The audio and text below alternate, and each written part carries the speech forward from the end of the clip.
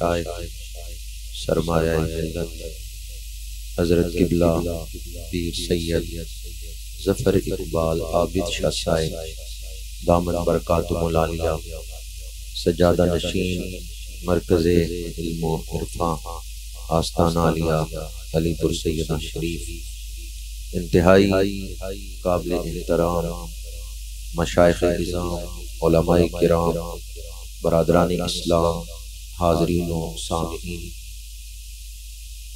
اس وقت میں اور آپ بیٹھے تو سیالکوٹ کی سرزمین پہ ہیں، لیکن حاضری سرہند شریف لگوا رہے ہیں۔ تلاوت ہوئی، نعت خوانی ہوئی، مناقب پڑھے گئے، بیان ہو رہا ہے۔ ہم سب مل کر محبتوں کا ایک گلدستہ تیار کر رہے ہیں، جسے آج حضور شاہ لاسانی کا دامن پکڑ کے سرہند شریف پیش کرنا ہے۔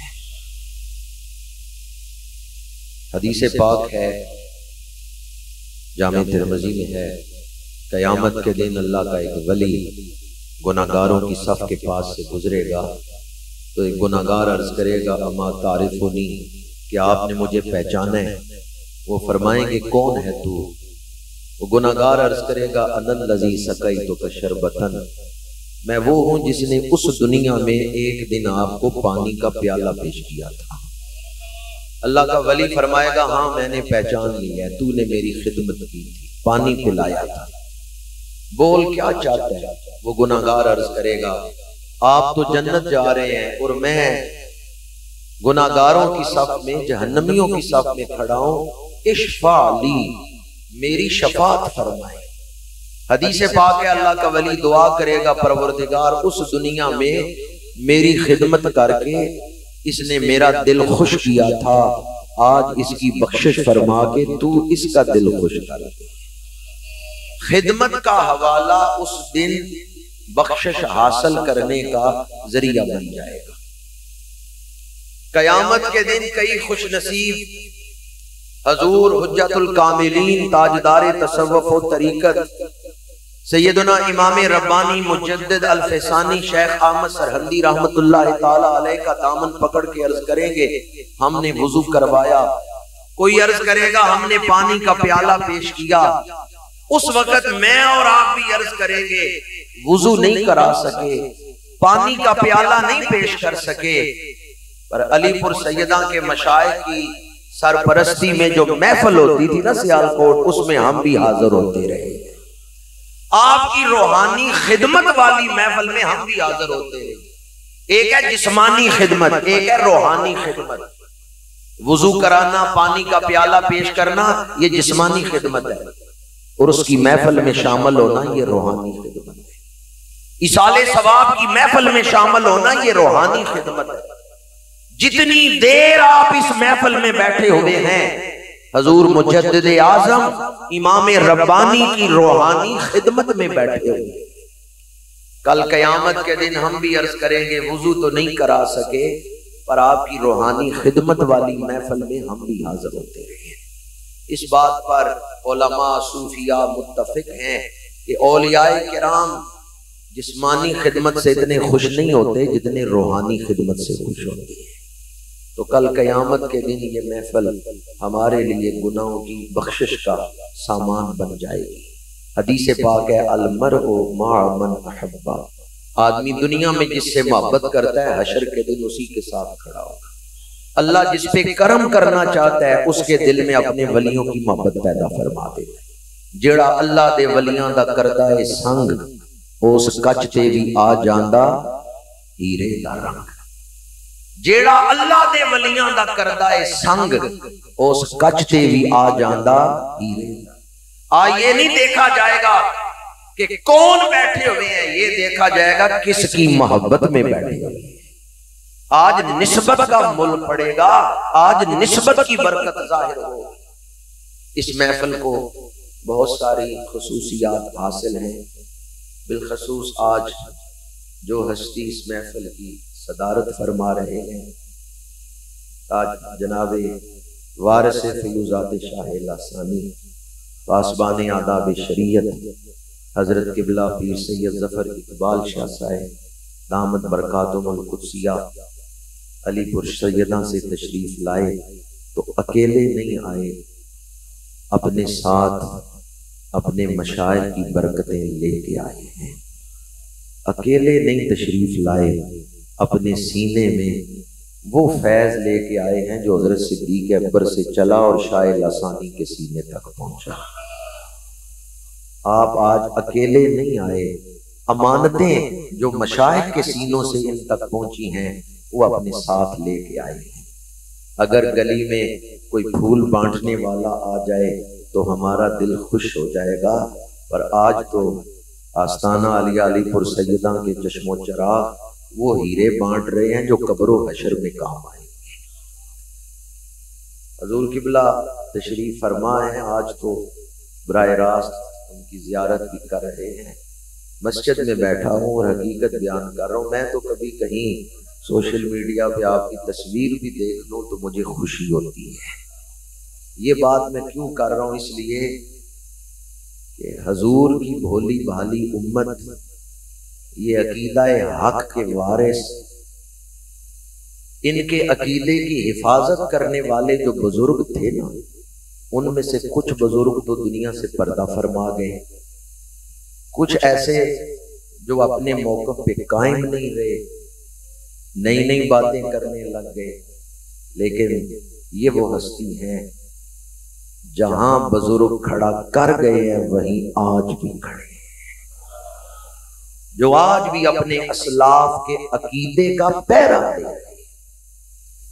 خیال و فکر کی رعنائیاں بھی شامل ہیں میرے لہو میں، میرے شجرہ نسب کی طرح۔ نسب تو اعلیٰ ہے ہی، پر حقیقت یہ ہے کہ اگر کوئی اس نسب کے مطابق فکر و عمل نہ اپنائے تو محض نسب پہ وہ فخر نہیں کر سکتا۔ ہاں اگر نسب کے ساتھ فکر بھی اپنے بزرگوں والا ہو تو پھر نسب قابل فخر بن جاتا ہے۔ یہ وہ ہستی ہیں۔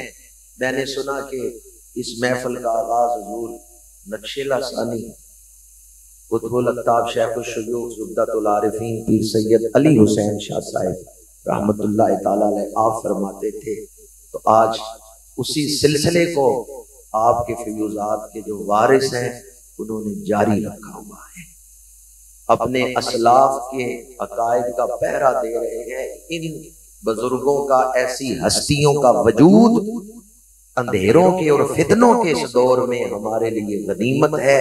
اللہ تعالیٰ آپ کا سایہ عاطفت اہل سنت کے سروں پہ قائم دائم رکھے۔ مجدد اعظم کانفرنس، اس عنوان سے ہم سب یہاں جمع ہوئے ہیں۔ چند گھڑیاں قرآن و حدیث اور تاریخ کی معتبر روایات کی روشنی میں گفتگو کروں گا انتہائی اختصار کے ساتھ۔ اللہ تعالیٰ حق گوئی کی توفیق عطا فرمائے۔ اللہ تعالیٰ نے انسانوں تک دین پہنچانے کا ہی انتظام نہیں کیا، بلکہ دین بچانے کا بھی انتظام کیا ہے۔ انبیاء کرام کو دنیا میں بھیجا تو انبیاء کے ذریعے اللہ نے اپنا دین پہنچایا۔ سب سے آخر میں میرے اور آپ کے آقا کریم سید العالمین خاتم النبیین صلی اللہ علیہ وآلہ وسلم تشریف لائے۔ کیا خبر کتنے تارے کھلے چھپ گئے، پر نہ ڈوبے نہ ڈوبا ہمارا نبی۔ حضور کی ذات پہ نبوت کا سلسلہ تمام ہو گیا۔ حضور ختم نبوت کا تاج پہن کے آئے اور حضور کے وجود پہ دین مکمل ہو گیا۔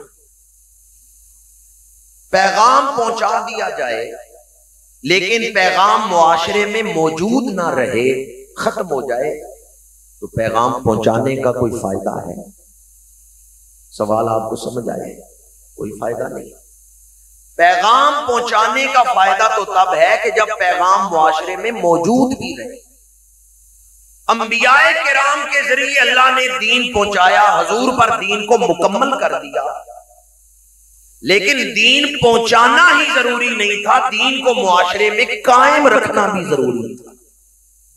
دین پہنچانے کے لیے انبیاء کو بھیجا ہے اور دین بچانے کے لیے مجددین کو بھیجا ہے۔ میرے آقا کریم کی حدیث پاک ہے، ابو داؤد شریف میں ہے، مشکات شریف میں ہے، ان اللہ یبعث لہذه الامت۔ حدیث پاک پڑھنے سے پہلے ایک بات عرض کر رہا ہوں، میری حیثیت ڈاکیے کی ہے جو چٹھی لے کے آیا ہے۔ چٹھی محبوب کی ہو تو بندہ ڈاکیے کو نہیں دیکھتا کہ ڈاکیا کون ہے، وہ یہ دیکھتا ہے چٹھی کس کی پڑھ کے سنا رہا ہے۔ وہ کیسا سما ہوگا جب شہ خوباں صحابہ کی محفل میں جلوہ افروز ہوں گے، گلے قدس کی پتیاں حرکت کر رہی ہوں گی اور حضور کی زبان اطہر سے یہ مقدس کلمات جاری ہوئے، ان اللہ یبعث لہذه الامت علی رأس کل مئۃ من یجدد لها امر دینہا۔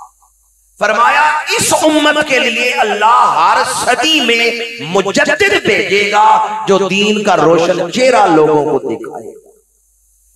حضور آخری نبی بن کے آئے، اب کوئی نیا نبی پیدا نہیں ہوگا۔ مرور زمانہ کے ساتھ جب دین کی تعلیمات پہ وقت کی گرد پڑے گی تو گرد ہٹا کے دین کا اصل چہرہ کون دکھائے گا؟ اللہ کے رسول نے فرمایا اللہ ہر صدی میں مجدد بھیجے گا۔ کو بند کر دے سادی آواز، ان اللہ یبعث، بے شک اللہ بھیجے گا، لہذه الامت، اس امت کے لیے۔ یہ الفاظ بتاتے ہیں پہلی امتوں میں مجدد نہیں تھے آتے، یہ اس امت کی خاصیت، جو خاص شانیں اس امت کو ملی ہیں ان میں سے ایک شان یہ ہے لہذه الامت، اس امت میں اللہ بھیجے گا۔ مکتوبات شریفہ میں حضور سیدنا امام ربانی قدس سر نورانی آپ نے ارشاد فرمایا ہے کہ پہلی امتوں میں جب دین کے چہرے پہ گرد پڑتی، اللہ جس موقع پہ نئے نبی بھیجتا تھا نا، اب نبی نہیں بھیجے گا، نبی کے غلام مجدد بھیجے گا۔ لہذه الامت، اس امت میں مجدد آئیں گے۔ کتنے عرصے بعد آئیں گے؟ علی رأس کل مئۃ سنہ، ہر 100 سالوں کے بعد، ہر 100 سال کے بعد، یعنی ہر صدی میں مجدد آئے گا۔ اور آگے ارشاد فرمایا من یجدد لها امر دینہا، وقت گزرنے کے ساتھ جو گرد پڑ گئی احکام شریعت، مسائل شریعت، عقائد پر اور لوگوں کے دلوں پر، رویوں پر، مجدد اپنی علمی اور روحانی طاقت سے وہ گرد ہٹا کے دین کو اصل شکل میں پھر زندہ کر دے گا۔ اللہ تعالیٰ کی یہ سنت رہی ہے۔ سورہ والعصر کی تفسیر پڑھ کے دیکھیں، سورہ والعصر قسم اور جواب قسم پہ مشتمل ہے۔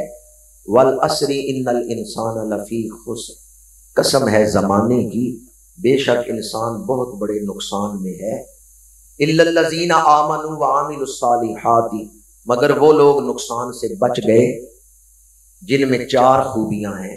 پہلی چیز جو ایمان لائے، نیک اعمال کیے، ایک دوسرے کو حق بات کی وصیت کرتے رہے، اور چوتھی چیز صبر کی وصیت کرتے رہے۔ اس بات پر قسم کس چیز کی اٹھائی ہے؟ زمانے کی۔ تو مفسرین کہتے ہیں زمانے کی قسم کیوں اٹھائی؟ کہ زمانہ گواہ ہے اس بات کا، ہر دور میں کامیاب وہ ہوئے جن میں یہ 4 صفتیں ہیں۔ نمرود باطل کا پیغام لے کے اور مجسمہ باطل بن کے معاشرے میں ظاہر ہوتا ہے، خدائی کا دعویٰ کرتا ہے، تو اللہ نے حق کا جھنڈا دے کے حضرت ابراہیم کو بھیج دیا ہے۔ نمرود کے پاس بادشاہت ہے، تخت ہے، تاج ہے، لاؤ لشکر ہے، سپاہ ہے۔ حضرت ابراہیم کے پاس ایمان ہے، حضرت ابراہیم کے پاس حق ہے۔ فرعون آیا، فرعون باطل کا نمائندہ ہے، شر کا نمائندہ ہے، اللہ نے حضرت موسیٰ کو خیر کا نمائندہ بنا کے بھیجا ہے۔ ہر دور میں، تاریخ کا کوئی بھی دور ہو، نمرود باطل کی شکل میں آیا، اللہ نے حضرت ابراہیم کو حق کا نمائندہ بنا کے بھیج دیا۔ فرعون باطل کی شکل میں آیا، اللہ نے حضرت موسیٰ کو حق کا نمائندہ بنا کے بھیج دیا۔ ابو جہل و ابو لہب باطل کے نمائندے ہیں اور حق سید الانبیاء کے رخ انور سے روشن ہو رہا ہے۔ مسیلمہ کذاب شر کو پھیلا رہا ہے، جھوٹی نبوت کا دعویٰ کر رہا ہے، اللہ نے حضرت صدیق اکبر کو حق کا جھنڈا دے کے بھیجا ہے، انہوں نے حق کا پرچم بلند کیا ہے۔ یزید باطل کی شکل میں آیا، اللہ نے سرکار سید الشہداء امام علی مقام کو حق کا نمائندہ بنا کے بھیج دیا ہے۔ مامون الرشید فتنہ خلق قرآن کھڑا کرتا ہے، باطل کی شکل میں مامون آیا، اللہ نے امام احمد بن حنبل کو حق کا نمائندہ بنا کے کھڑا کر دیا ہے۔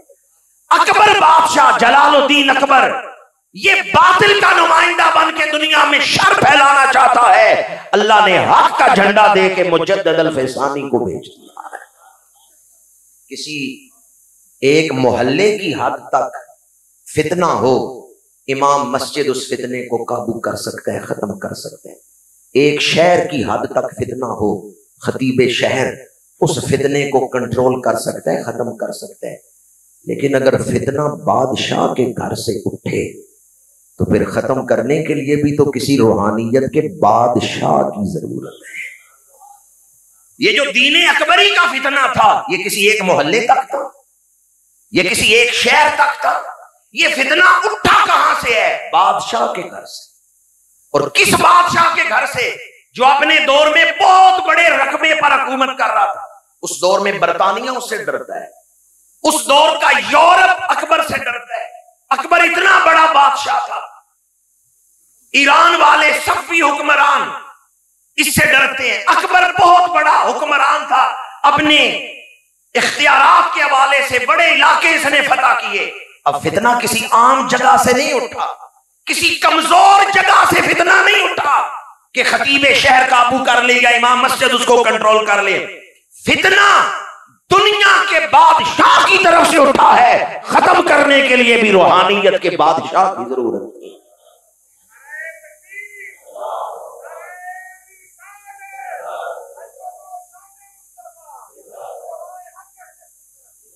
اکبر کے پاس دولت ہے، اکبر کے پاس تخت ہے، اکبر کے پاس تلوار ہے، اکبر کے پاس فوج ہے۔ امام ربانی کے پاس کیا ہے؟ آپ کے سینے میں فاروق اعظم، آپ کی رگوں میں فاروق اعظم کا خون ہے، آپ کے سینے میں صدیق اکبر کا فیض ہے، آپ کے لہجے میں حیدر کرار کی کڑک ہے، اور آپ کے سر پہ رسول اللہ کا دست شفقت ہے۔ آج امریکہ کی یونیورسٹیوں میں جب تاریخ مشرق پڑھائی جاتی ہے تو امریکی یونیورسٹیوں میں پڑھانے والے تاریخ دان کہتے ہیں ہم حیران ہیں کہ جس دور میں جمہوریت نہیں تھی، بادشاہت تھی، اور بادشاہ کے سامنے بولنا بڑا مشکل کام تھا کہ کوئی بادشاہ کے سامنے کھڑا ہو کے بات کرے۔ بادشاہ سر قلم کروا دیتے تھے، ایک اشارے سے زبان کھنچوا دیتے تھے۔ امریکہ اور یورپ کے سکالر جب علوم مشرق بیان کرتے ہیں، تاریخ مشرق پڑھتے ہیں، اپنے طلباء کو پڑھاتے ہیں تو کہتے ہیں ہم حیران ہوتے ہیں، سرہند سے ایک درویش اٹھا، ایک فقیر اٹھا اور اس نے بادشاہ کا تخت حکومت الٹ دیا۔ اس کے دروازے پہ بادشاہ غلام بن کے کھڑا ہو گیا۔ اکبر تو مرتد مر گیا، پر جہانگیر تو مرید بنا حضرت مجدد الفسانی۔ فخر ہے میروں کا میر، فخر ہے شاہوں کا شاہ، فخر کے ہیں معجزات تاج و سریر و سپاہ۔ اقبال کہتے ہیں، ابھی آپ سن رہے تھے کلام اقبال، علامہ اقبال نے سیدنا مجدد الفسانی کی خدمت میں جو ارمغانی عقیدت پیش کیا، اس کا ایک پہلو یہ بھی ہے کہ نہ تاج و تخت میں نہ لشکر و سپاہ میں ہے، بادشاہوں کے پاس وہ دولت نہیں جو دولت رسول اللہ کے غلام کے سینے میں ہے۔ سرہند شریف سے ایک اللہ کا ولی اٹھا اور ساری حکومت اس کے آگے جھک گئی۔ آج امریکہ اور یورپ میں تاریخ پڑھانے والے کہتے ہیں ہم حیران ہوتے ہیں ایک شخص نے حکومت کو کیسے جھکا دیا۔ وہ یہ دیکھ رہے تھے کہ آپ ایک شخصیت ہے، یہ نہیں دیکھ رہے آپ کہ سر پہ ہاتھ کس کا ہے، یہ نہیں دیکھ رہے سینے میں فیض کس کا ہے، یہ نہیں دیکھ رہے رگوں میں خون کس کا ہے۔ شروع اسلام کا دور ہے، میرے آقا کریم ملتزم کے مقام پہ کھڑے ہو کے دعا مانگتے ہیں اللہم ایّد الاسلام بعمر بن الخطاب، پروردگار عمر بن خطاب کے ذریعے اسلام کو مضبوط کر، عمر کے ذریعے اسلام کی مدد فرما۔ اس روایت کو پڑھ کے ہم صرف حضرت فاروق اعظم کے قبول اسلام کا واقعہ بیان کرتے ہیں، اور اس پر ہی ختم سمجھتے ہیں. شارحین حدیث لکھتے ہیں اللہ کے رسول دیکھ رہے تھے عمر خود بھی اسلام کی مدد کرے گا اور قیامت تک آنے والی عمر کی اولاد بھی اسلام کی خدمت کرتی رہے گی. امام ربانی جب جہانگیر کے دربار میں بول رہے ہیں نا تو پتا چلتا ہے فاروق اعظم کا بیٹا بول رہا ہے. حضرت فاروق اعظم کے بیٹے تھے عبداللہ بن عمر. حضرت عبداللہ بن عمر کی ایک شادی ہوئی ہے حضرت امام حسن کی بیٹی, ان کا نام بھی فاطمہ تھا. حضرت سیدہ فاطمہ بنت حسن رضی اللہ تعالیٰ عنہما, ان کے ساتھ حضرت عبداللہ بن عمر کی شادی ہوئی. ان سے آگے نسل چلی, حضرت سالم پیدا ہوئے. حضرت سالم سے آگے جو نسل چلی اس سلسلۃ النور میں امام ربانی مجدد الفسانی تشریف لائے. میرے آقا کریم دیکھ رہے تھے کہ عمر تو اسلام کو مضبوط کرے گا ہی, قیامت تک آنے والی عمر کی اولاد بھی اسلام کی خدمت کرتی رہے گی. آپ کی رگوں میں خون فاروق اعظم کا ہے, سینے میں فیض حضرت صدیق اکبر کا ہے. ویسے آپ چاروں سلاسل کی خلافت رکھتے تھے, چاروں سلاسل کا فیض تقسیم کرتے تھے, لیکن جو رنگ غالب تھا وہ سلسلہ علیہ نقشبندیہ کا رنگ تھا, وہ فیض صدیق اکبر تھا. اور اس پر بھی آپ حیران ہوں گے, میرے پاس لفظ نہیں کہ میں مضمون کو صحیح طرح پہنچا سکوں آپ تک, کیونکہ یہ وہ مضمون ہے کہ اسے بیان کرتے ہوئے خود میرے اندر بھی طوفان اٹھے ہوئے ہیں. مرید جاتے ہیں مرشد کے پاس, پر یہاں تو خواجہ مکنگی نے خواجہ باقی باللہ کو فرمایا ہے کہ جاؤ جا کے دلی میں ڈیرا لگاؤ, وہاں ایک شخص آئے گا, تم نے اسے میری امانت پہنچانی ہے. یہاں مرشد کو بھیجا گیا ہے, جاؤ جا کے مجدد الفسانی تک میرا فیض پہنچا کے. خود حضرت خواجہ باقی باللہ خواجہ خواجگاں فرماتے ہیں میں نے خواب دیکھا تھا کہ دیوار پہ ایک پرندہ بیٹھا ہے, وہ دیوار سے بڑا خوشنما پرندہ ہے, اڑ کے آیا میرے ہاتھ پہ بیٹھا. میں نے یہ خواب اپنے مرشد کریم کو سنایا تو حضرت خواجہ مکنگی رحمۃ اللہ تعالیٰ علیہ نے فرمایا کہ تم یہ شہر چھوڑ دو, جاؤ ہندوستان, تم سے بہت بڑا کام لیا جائے گا. حضرت صدیق اکبر کا یہ خاص فیض تم پہنچاؤ, وہاں ایک شخص تمہارے پاس آئے. خواجہ خواجگاں فرماتے ہیں جب ملاقات ہوئی نا حضرت شیخ احمد سرہندی سے کہ مجھے خواب میں تمہارا چہرہ بھی دکھا دیا گیا تھا, اور دلی تک آتے ہوئے جب میں سرہان سے گزر رہا تھا میں کئی وہاں بزرگوں سے ملا, پر تمہارا چہرہ نہیں مجھے نظر آیا. دلی میں ڈیرا لگایا, کئی مریدین آتے مرید ہونے کے لیے, پر میں تمہارا چہرہ ڈھونڈ رہا تھا, جس کے لیے میں آیا ہوں وہ تو بھی پہنچا نہیں. جب امام ربانی بیعت ہونے کے لیے خواجہ خواجگاں خواجہ باقی باللہ رحمۃ اللہ تعالیٰ علیہ کے پاس گئے تو آپ نے اس وقت یہ واقعہ سنایا. آپ کو جب خلافت دی اس وقت یہ واقعہ سنایا, فرمایا جس کام کے لیے میں یہاں ہندوستان آیا تھا آج میری ڈیوٹی پوری ہو گئی. مرید تو مرشدوں پہ فخر کرتے ہی ہے کہ میری نسبت بڑی اعلیٰ ہے, پر کبھی کبھی ایسا ہوتا ہے مرشد فخر کرتے ہیں میرا مرید بڑا اعلیٰ. استاد تو شاگردوں پہ فخر کرتے ہی, شاگرد استادوں پہ فخر کرتے ہیں میرے استاد بڑے اعلیٰ ہیں. کبھی کبھی استاد شاگردوں پہ فخر کرتے ہیں. امام بخاری کہتے ہیں محمد بن عیسیٰ ترمذی میرے شاگرد ہیں, میں نے انہیں حدیثیں املا کروائی ہیں, پر میں نے اتنا پڑھایا نہیں جتنا محمد بن عیسیٰ ترمذی سے پڑھا ہے.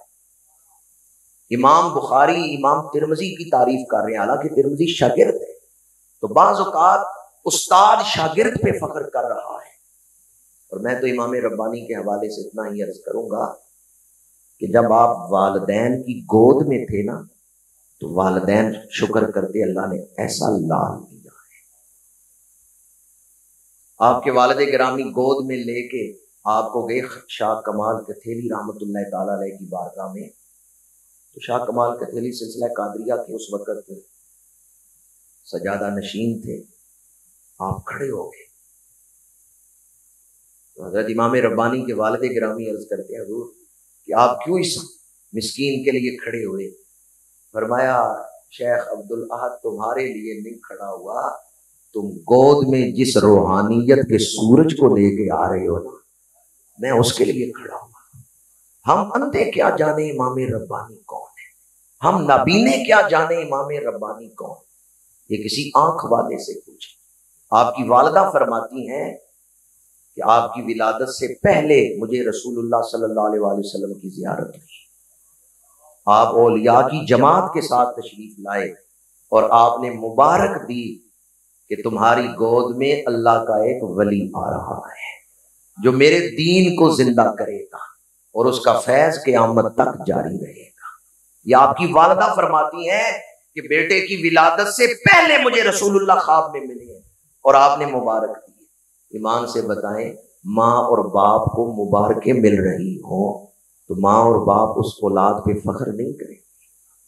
جب آپ والدین کی گود میں ہیں تو والدین فخر کرتے ہیں، اور جب آپ اپنے استادوں کے پاس گئے علم حاصل کرنے کے لیے تو استاد فخر کرتے ہیں کہ شیخ احمد سرحدی ہمارے شاگرد ہیں۔ کوئی کہتا ہے میں نے سرف پڑھائی ہے، کوئی کہتے ہیں ہم نے علم حدیث انہیں پڑھایا ہے۔ اور جب آپ بیعت ہونے کے لیے آئے تو خواجہ باقی باللہ فخر کرتے ہیں کہ میں تو یہ فیض بانٹنے کے لیے، اے احمد سرحدی امانت تم تک پہنچانے کے لیے سفر کر کے آیا ہوں۔ اور یہ قول مبارک بیان کرتے ہوئے یا سنتے ہوئے آدمی حیران ہوتا ہے کہ مرشد کیسے تعریف کر رہے ہیں۔ خواجہ خواجگاں خواجہ باقی باللہ فرماتے ہیں احمد سرہندی روحانیت کا وہ آفتاب ہے کہ جب یہ سورج طلوع ہوتا ہے تو ہم جیسے لوگ تو ستاروں کی طرح چھپ جاتے ہیں۔ یہ مرشد فرما رہے، مرشد فرما رہے اپنے مرید کے تعارف میں۔ جب آپ والدین کی گود میں ہیں والدین فخر کر رہے ہیں، جب استادوں کے پاس آئے استاد فخر کر رہے ہیں، جب آپ مرشد کے پاس گئے مرشد آپ پہ فخر کر رہے ہیں، اور جب آپ مسند ارشاد پہ بیٹھے فیض تقسیم کر رہے ہیں تو مرید آپ پہ فخر کر رہے ہیں۔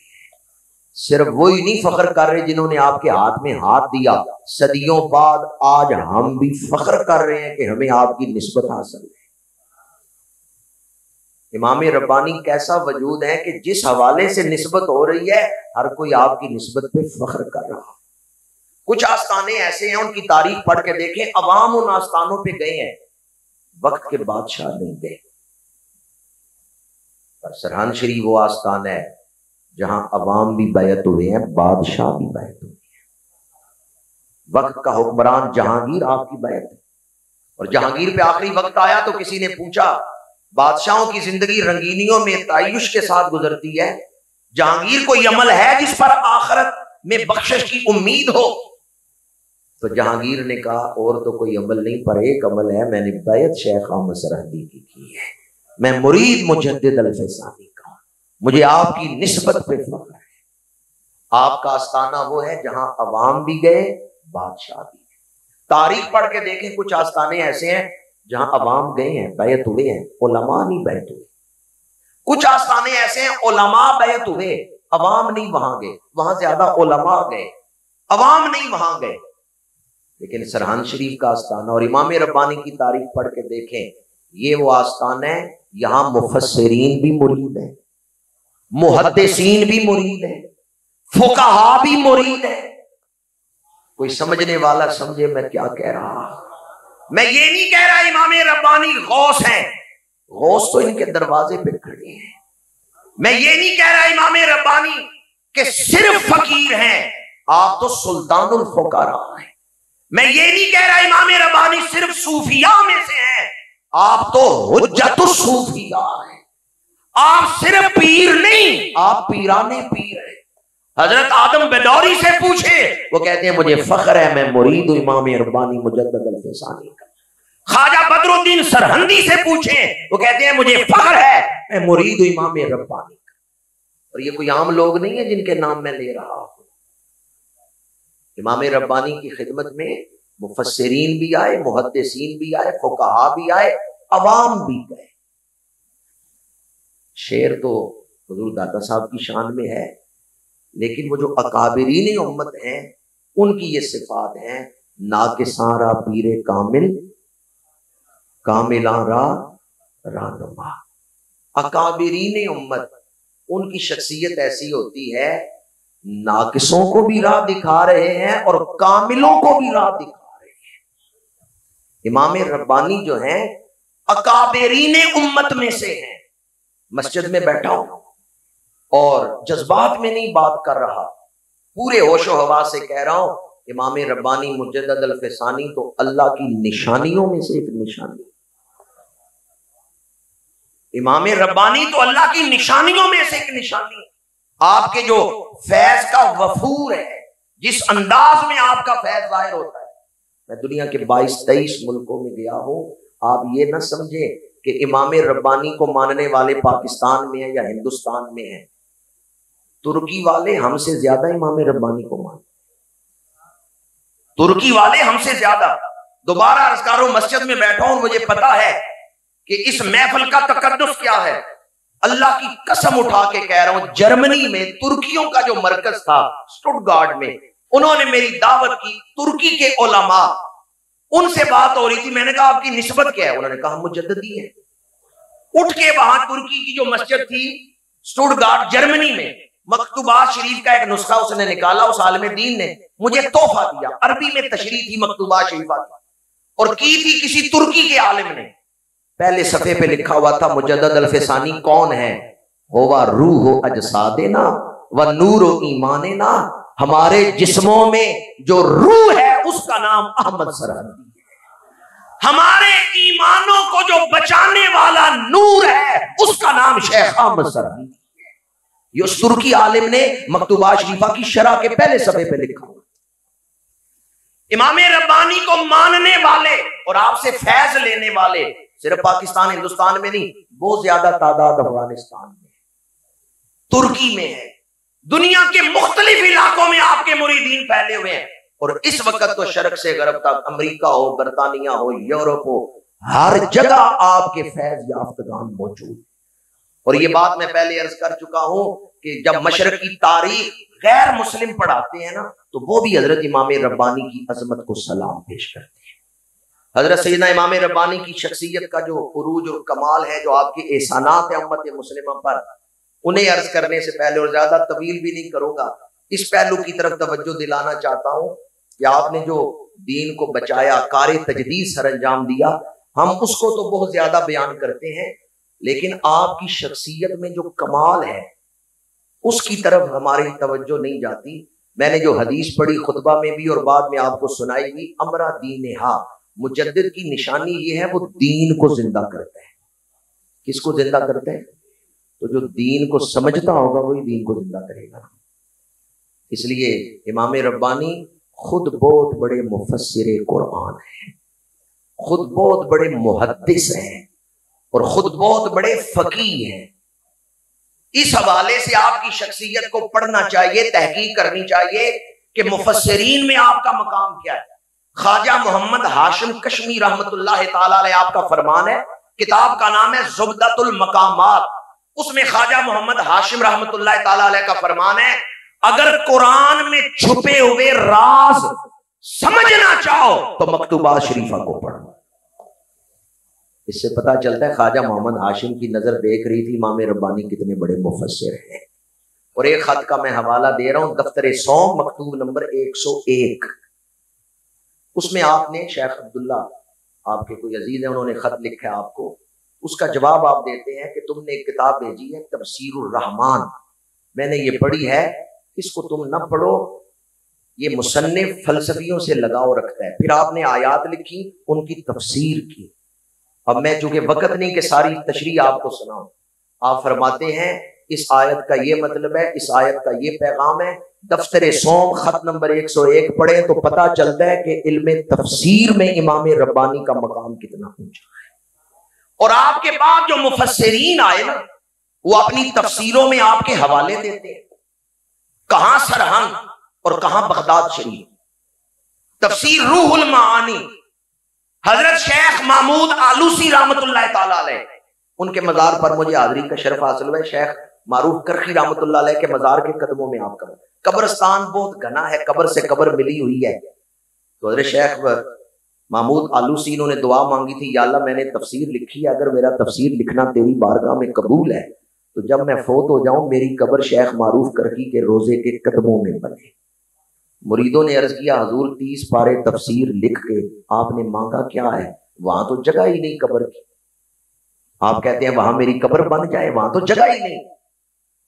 آپ نے فرمایا جب میرا وصال ہو جائے تو روزے کے قدموں والی طرف جا کے دیکھ لینا، اگر جگہ ہو تو سمجھنا تمہارے استاد کی دعا قبول ہو گئی ہے، جگہ نہ ہو تو تو سمجھنا میرا تفسیر لکھنا بھی قبول نہیں ہے۔ میں جب بغداد شریف حاضر ہوا اور حضرت شیخ معروف کرکی کے روزے پہ حاضر ہوا تو میرے جوان دوست احباب تھے، میں نے کہا بھی میں نے یہ بات سنی تھی، آج میں نے زیارت کرنی ہے قبر۔ جب شیخ معروف کرکی کی بارگاہ میں حاضری سے فارغ ہوئے تو وہ قبرستان کی طرف لے گئے، سیڑھیاں اتر کے جب قبرستان میں داخل ہوئے پہلی قبری خواجہ شیخ محمود آلوسی رحمۃ اللہ علیہ۔ یہ حضرت شیخ محمود آلوسی بغداد کے بہت بڑے مفسر، روح المعانی میں حوالے دیتے ہیں حضرت مجدد الفیضانی، تفسیر بیان کرتے ہوئے حضرت مجدد الفیضانی کا حوالہ دیتے ہیں۔ حضرت قاضی ثناء اللہ پانی پتی تفسیر مظہری پڑھ کے دیکھیں، وہ تفسیر میں آپ کے حوالے دیتے ہیں۔ حضرت حکیم الامت مفتی احمد یار خان نعیمی رحمۃ اللہ تعالی تفسیر نعیمی ضیاء القرآن میں آپ کے بعد جو مفسرین آئے ہیں وہ اپنی تفاسیر میں آپ کے اقوال بیان کر کے کہتے ہیں اس آیت کی یہ تفسیر حضرت مجدد صاحب نے بھی یوز فرمایا۔ اس کا مطلب یہ ہے مفسرین کی نظر میں آپ بہت بڑے مفسر ہیں، اور محدثین کی نظر میں بندہ میری جماعت کا نہیں ہے، لیکن بات آپ کو سنا رہا ہوں۔ سید سلمان ندوی اس نے لکھا ہے، کبھی مکتوبات شریفہ پڑھ کے دیکھو تمہیں پتا چلے گا شیخ احمد سرہندی علم حدیث میں کتنا بلند مقام رکھتے تھے۔ یہ سلمان ندوی نے لکھا ہے۔ انور شاہ کاشمیری دیوبندی مکتبہ فکر ہے۔ بخاری کی شرح لکھی ہے فیض الباری، فیض الباری میں حدیثوں کی شرح کرتے ہوئے انور شاہ کاشمیری حضرت مجدد الفیضانی کے حوالے دیتا ہے۔ سید احمد بجنوری انوار الباری کتاب کا نام ہے۔ سید احمد بجنوری نے احناف کے جو محدثین گزرے ہیں نا ان کی فہرست لکھی ہے، امام ربانی کا نام بڑے محدثین میں بیان کیا ہے۔ انوار الباری اٹھا کے دیکھیں، سید احمد بجنوری نے احناف محدثین میں امام ربانی کا ذکر کیا۔ اور ہمارے اس دور میں ایک شارح مسلم گزرے ہیں، بعد میں انہوں نے بخاری کی شرح بھی لکھی، علامہ غلام رسول سعیدی۔ ابتداء انہوں نے مقالات لکھے، اس میں ایک حدیث پر انہوں نے گفتگو کی، لولاک لما خلقت الافلاک، اللہ کریم نے فرمایا محبوب میں آپ کو نہ بناتا، آسمانوں کو نہ بناتا۔ اس حدیث پر تحقیق کرتے ہوئے علامہ غلام رسول سعیدی لکھتے ہیں، کہتے ہیں یہ حدیث میں مانتا ہوں۔ اب آگے جو دلائل دے رہے ہیں اس میں کہتے ہیں کہ امام ربانی مجدد الفیضانی کی جو علمی حیثیت ہے علم حدیث کے اندر، اس کو اپنے بیگانے سب مانتے ہیں۔ جب امام ربانی نے مکتوبات شریفہ میں یہ حدیث لکھ دی ہے، اس کا مطلب ہے مانن یہ حدیث بالکل ٹھیک ہے۔ یہ علامہ غلام رسول سعیدی نے لکھا ہے۔ کہتے ہیں اگر یہ حدیث مانن صحیح نہ ہوتی، امام ربانی کبھی نہ اس کو مکتوبات شریفہ میں لکھا۔ ڈاکٹر بابر بیگ اس نے پی ایچ ڈی کی ہے صرف ان حدیثوں پر ریسرچ کر کے جو امام ربانی نے مکتوبات شریفہ میں نقل فرمائی ہے۔ آپ کے مکتوبات پر لوگ پی ایچ ڈی کر رہے ہیں، اور لاہور علامہ محمد سعید نقشبندی انہوں نے مکتوبات شریفہ میں جو احادیث ہیں ان کو جمع کر کے تخریج کی ہے، اور چہل حدیث جو آپ کی ہیں 40 وہ چھپ چکی ہیں۔ سید سلمان ندوی نے ان کا بھی ذکر کیا ہے، اور مکتوبات شریفہ کا ذکر کر کے اس نے کہا ہے کہ کبھی مکتوبات شریفہ پڑھو تو تمہیں پتا چلے گا کہ مجدد الفیضانی علم حدیث میں کتنا بلند مقام رکھتے تھے۔ یہ مشکل بات میں نے آپ کے سامنے عرض کی، اب آسان سی بات عرض کر رہا ہوں۔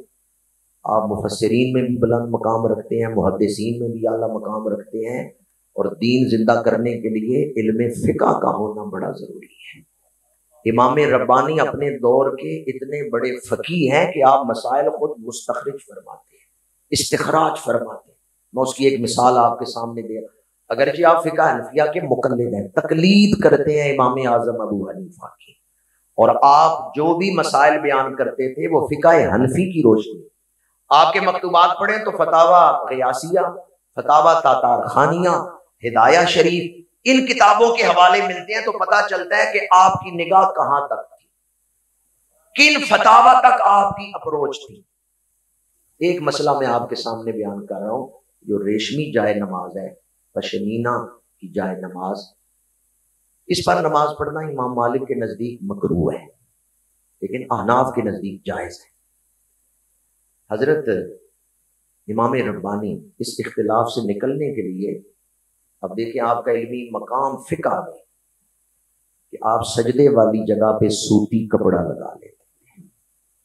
جب آپ سوتی کپڑے پہ سجدہ کر رہے ہیں تو پھر کسی کو بھی اختلاف نہیں رہے. باقی سارا جائے نماز پشمینے کا ہے، لیکن سجدے والی جگہ پہ سوتی کپڑا. اب میں آپ کی بڑی توجہ چاہوں گا، اس بات کو حضرات القدس میں حضرت بدر الدین رحمت اللہ تعالی علیہ آپ نے بیان کیا ہے.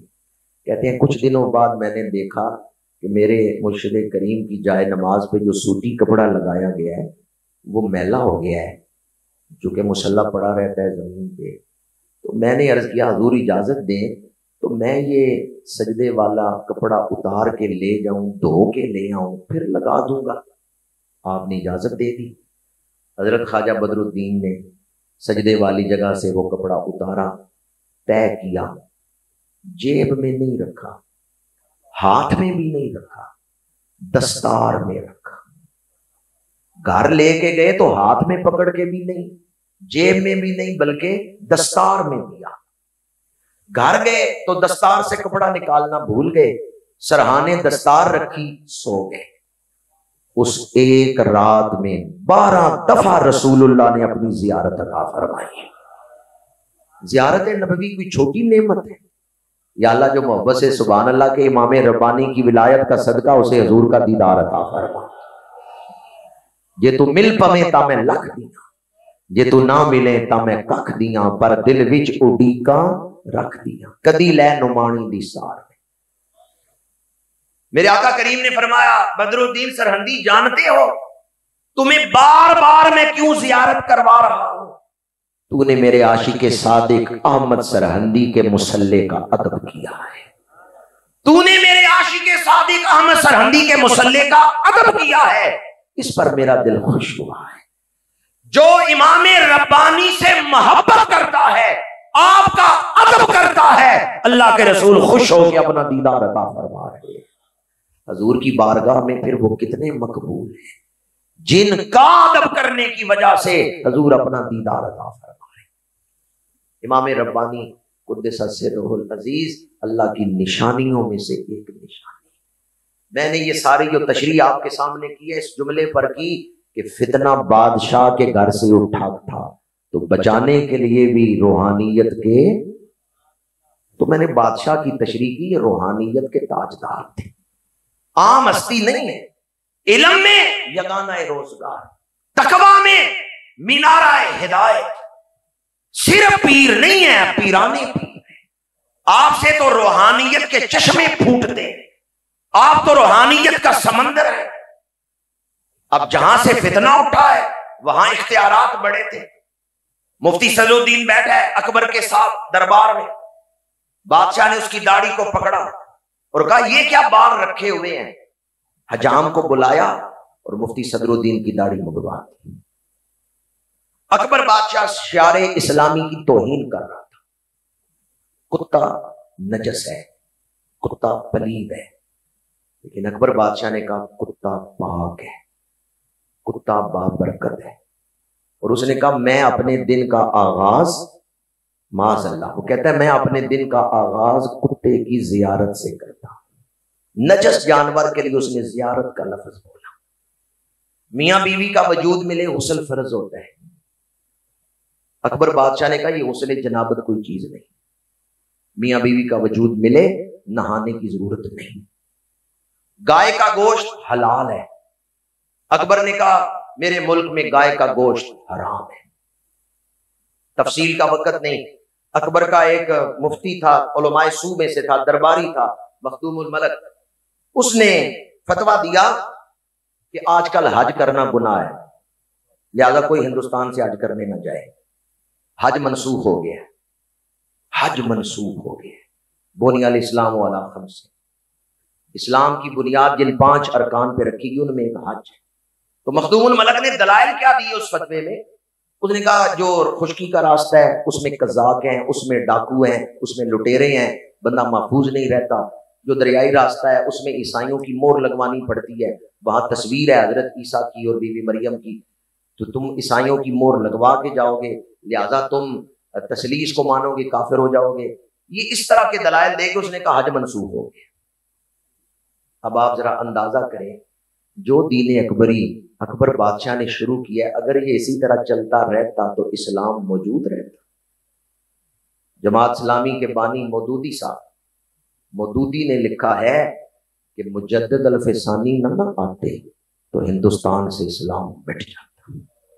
شاہ ولی اللہ محدث دہلوی نے رد روافض کی شرح میں لکھا ہے، آج ہندوستان میں مسجدوں میں اذانیں ہو رہی ہیں، مدارس میں قرآن پڑھایا جا رہا ہے، خانقاہوں میں سلوک کی منزلیں طے ہو رہی ہیں، اللہ کی ضربیں لگائی جا رہی ہیں۔ شاہ ولی اللہ محدث دہلوی کہتے ہیں بر صغیر کے ہر مسلمان کی گردن پہ مجدد الفسانی کا احسان ہے، چاہے کوئی چشتی ہے، چاہے کوئی قادری ہے، چاہے کوئی سہروردی ہے، کسی سلسلے کے ساتھ اس کا تعلق ہے۔ شاہ ولی اللہ محدث دہلوی لکھتے ہیں ہندوستان میں آج اگر دین اسلام کا جھنڈا بلند ہے تو یہ احسان ہے مجدد الفسانی۔ یہاں رہنے والے ہر مسلمان کی گردن پہ قرض ہے مجدد الفسانی کے مجاہدات۔ آپ تنے تنہا ڈٹ گئے وقت کے بادشاہ کے سامنے۔ دوبارہ عرض کر رہا ہوں، کتے کو اس نے پاک کہہ دیا، غسل جنابت کو حرام کر دیا، غسل جنابت کی ضرورت نہیں ہے، داڑیاں مڈوانے کا حکم دے دیا، کئی مسجدیں اس نے گرا دی، حج کو منسوخ کر دیا، اور آخر میں کیا ہوا؟ اس کو اکبر کو مجتہد مطلق بنا دیا گیا۔ مجتہد مطلق کسے کہتے ہیں؟ مجتہد مطلق وہ ہے کہ جس کا کہا ہوا دین ہے۔ ہمارے ہاں مجتہدین اجتہاد کرتے ہیں پر اصولوں کی پابندی کے ساتھ، وہ قرآن اور حدیث کے سامنے جواب دیں ہیں، قرآن اور حدیث سے ہٹ کے اجتہاد نہیں کر سکتے۔ اکبر کو مجتہد مطلق کا لقب مل گیا کہ جو یہ کہے گا وہ دین ہے۔ اس لیے اکبر نے حکم جاری کیا، اب یہ نہ پڑھا کرو لا الہ الا اللہ محمد الرسول اللہ، معاذ اللہ، اس نے کہا پڑھا کرو لا الہ الا اللہ اکبر رسول اللہ۔ بہت کم لوگ جانتے ہیں کہ امام ربانی نے کس دور میں دین کا جھنڈا بلند کیا ہے۔ میں نے تھوڑی سی ہولناکی آپ کے سامنے بیان کی ہے، اور دوبارہ آپ سے پوچھ رہا ہوں، اگر حالات اسی طرح چلتے رہتے تو کیا دین موجود ہوتا؟ دین باقی رہتا؟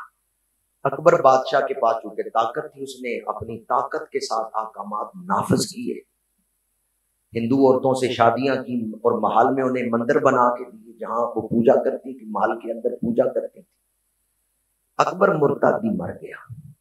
حضرت امام ربانی نے ابتدان مریدین کی اصلاح فرمائی، تزکیہ کیا، سلوک طے کروایا، پھر خطوط لکھے۔ اس انداز میں آپ نے خلفاء مختلف علاقوں میں بھیجے، دین کو زندہ کیا۔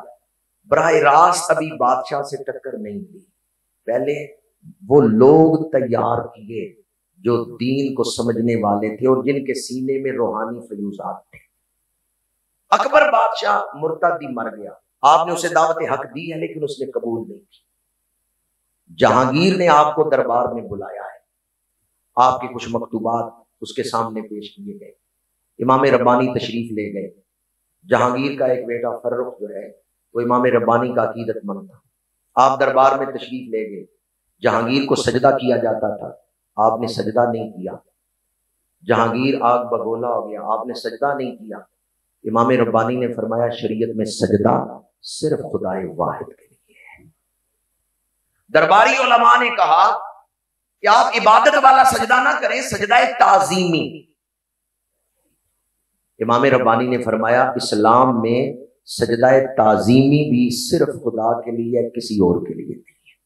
عبادت والا سجدہ خدا کے لیے ہے تو تعظیمی سجدہ کسی مخلوق کے لیے اسلام میں جائز ہے؟ نہیں، اسلام میں کسی کے لیے سجدہ تعظیمی کی گنجائش امام ربانی نے انکار کیا۔ ایک مولوی صاحب بولے، وہ بھی درباری تھے، علماء سو میں سے تھے، مسئلہ وہ جو بیان کر رہے تھے وہ رخصت والا تھا۔ ان کا اگر جان کا خطرہ ہو نا کہ میں نے سجدہ تعظیمی نہ کیا تو میرا سر کاٹ دیا جائے گا، جان بچانے کے لیے سجدہ تعظیمی کرنا جائز ہے؟ جان بچانے کے لیے سجدہ تعظیمی کرنا جائز ہے تو آپ اپنی جان بچائیں، سجدہ کریں۔ امام ربانی نے فرمایا جسے جان پیاری ہے وہ تو سجدہ کر لے، مجھے ایمان پیارا ہے، میں عزیمت پہ عمل کروں۔ شہزادہ فرخ آگے بڑھا، کان میں آ کے نا آہستہ سے آواز سے کہنے لگا حضور کوئی درمیانی راستہ نکالیں، آپ کی عزت بھی بچ جائے، میرے باپ کی عزت بھی بچ جائے، کوئی درمیانی راستہ نکالیں۔ آپ نے فرمایا شہزادہ فرخ ہم فقیروں نے بھی درمیانی راستے نکالنے ہیں تو پھر دین کا پیغام دنیا تک کون پہنچائے گا، پھر دین کا جھنڈا کون بلند کرے گا اگر ہم نے بھی درمیانی راستے نکالنے۔ آپ کسی صورت بادشاہ کو سجدہ کرنے کے لیے تیار نہیں ہوئے۔ اس نے کہا تھوڑا سا ساری جھکا دیں، درمیانی راستہ نکال لیں۔ آپ نے اس سے بھی انکار کیا تو آپ کو قید کر کے کلا گوالیار بھیج دیا گیا۔ آپ کا مرید ہیبت خان جہانگیر سے لڑائی ہوئی، ہیبت خان فوج میں تھا اور اعلیٰ افسر تھا، وہ لشکر لے کے آیا، دریائے جہلم کے کنارے لڑائی ہوئی، جہانگیر قید ہو گیا۔ ہیبت خان نے آپ کو خط لکھا امام ربانی کو، جہانگیر کو میں نے گرفتار کر لیا ہے، آپ قلعے سے نکلیں، دلی کے تخت پہ بیٹھے اور حکم جاری کریں۔ آپ نے جوابی خط لکھا، فرمایا ہیبت خان تو میرا مرید ہے، مجھے پہچان نہیں سکا، تخت پہ بیٹھنا میری منزل نہیں، میں نے واپس سرحان شریف جا کے مسلح پہ ہی بیٹھنا ہے، تخت پہ میں جہانگیر کو ہی بٹھاؤں گا، صرف اس کا اندر بدل کے بٹھاؤں گا، اسے رسول اللہ کا غلام بنا کے بٹھاؤں گا، اسے کہو سچی توبہ کر لے، واپس دین اسلام پہ آ جائے، میں اسے معاف کر دوں گا۔ بادشاہ نے جب یہ خط دیکھا ہے نا تو کہتا ہے کہ مجھے پہچاننے میں غلطی لگ گئی، میں سمجھتا تھا یہ ہمارے لیے سیاسی مخالفت کر رہے ہیں، پر یہ تو خالصتاً لوجہ اللہ سب کچھ کر رہے ہیں۔ اب جہانگیر آیا اور آپ کے پاس ہاتھ جوڑ کے معافی مانگ رہے، پھر آپ کی بیعت کرتا ہے اور پھر عرض کرتا ہے کہ آپ جو نعرہ تکبیر، نعرہ رسالت، نعرہ رسالت، علماء اہل سنت، ماشاءاللہ جگر گوشہ شیخ الحدیث، قائد اہل سنت، عظیم سماجی دینی رہنما، سرمایہ اہل سنت، قرۃ عیون صلحاء حضرت صاحبزادہ حامد رضا صاحب تشریف لائے، دامت برکاتہم، میں آپ کو خوش آمدید کہتا ہوں۔ میں اپنی گفتگو کو سمیٹ رہا ہوں کیونکہ گفتگو کا وقت جو ہے پورا ہو چکا ہے، 11 بجے تک محفل میں اختتام پذیر ہونا تھا اور 11 ہو چکے ہیں۔ میں یہ عرض کر رہا تھا کہ اب جہانگیر کو پتہ چلا نا کہ تخت آپ کی منزل نہیں تو پھر وہ آپ کے دروازے کے سائل بن کے آیا، معافی مانگ رہے، آپ کی بیعت کرتا ہے۔ امام ربانی نے فرمایا کہ تیرے باپ نے جو مسجدیں گرائی تھیں تو ان کو دوبارہ تعمیر کر، تیرے باپ نے گائے ذبح کرنے کو جرم قرار دیا تھا، تو اپنے ہاتھوں سے گائے کو ذبح کر۔ آپ نے دین اکبری کو کل عدم قرار دلوا کے دین محمدی کو دوبارہ نافذ کروایا ہے۔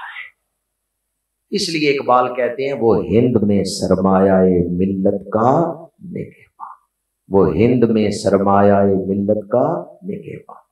برطانیہ سے کتاب شائع ہوئی ہے the preaching of Islam, PW Arnold نے لکھی ہے، محکمہ اوقاف پنجاب نے اردو میں اس کا ترجمہ بھی شائع کیا ہے، اشاعت اسلام۔ اس میں PW آرنلڈ لکھتا ہے کہ ہندوستان میں داتا گنج بخش علی حجویری، خواجہ معین الدین چشتی اجمیری، حضرت حسام الدین دین پھیلانے میں یہ اکابرین ہیں، ابتدائی سفیران اسلام ہیں، لیکن ایک وقت آیا جب ان کی محنتیں ضائع ہونے لگی تھیں۔ اکبر نے ایک ایسا دین ایجاد کیا تھا کہ اگر اکبر کامیاب ہو جاتا تو ان بزرگوں کی محنتیں ضائع ہو جاتی۔ PW آرنلڈ لکھتا ہے اس وقت سرحد سے ایک مرد جلیل اٹھا، ایک بطل جلیل اٹھا جس نے اپنے اسلاف کی محنتوں کو ضائع نہیں ہونے دیا۔ یہی بات اقبال کہتے ہیں وہ ہند میں سرمایہ ملت کا، نوجوانوں سے یہ لفظ کہلوانا چاہتا ہوں، وہ ہند میں سرمایہ ملت کا۔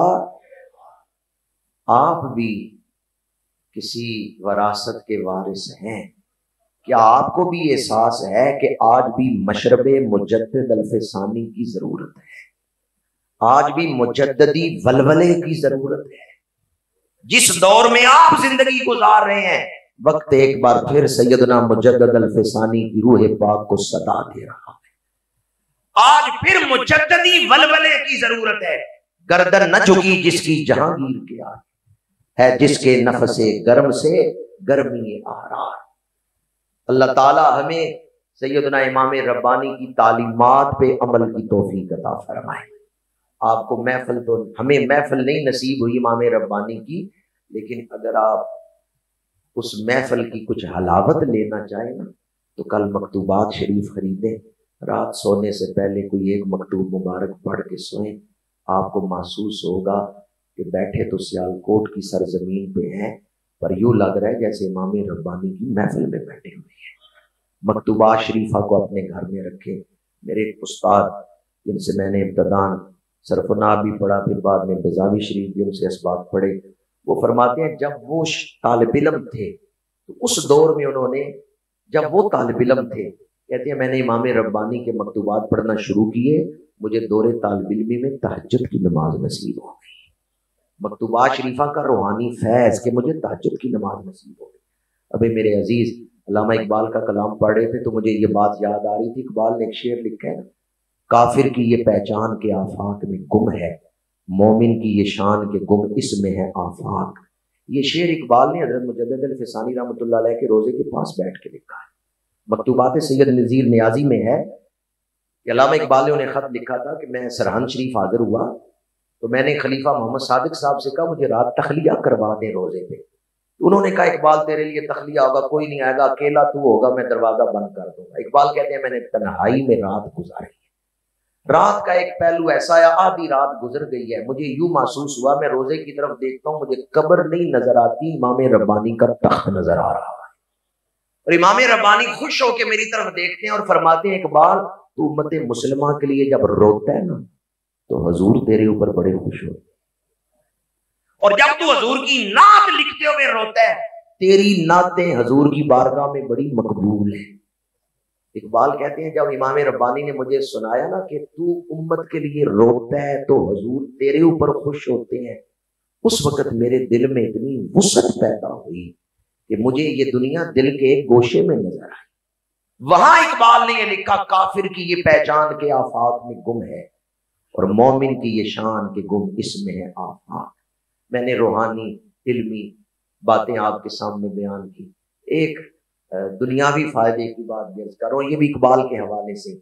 علامہ اقبال فرماتے ہیں میرے گھر نرینہ اولاد نہیں تھی تو میں نے اللہ کی بارگاہ میں نظر مانی تھی، یا اللہ مجھے بیٹا دے تو میں تیری رضا کے لیے مرد کامل امام ربانی مجدد الفسانی کے روزے پہ حاضری دوں گا۔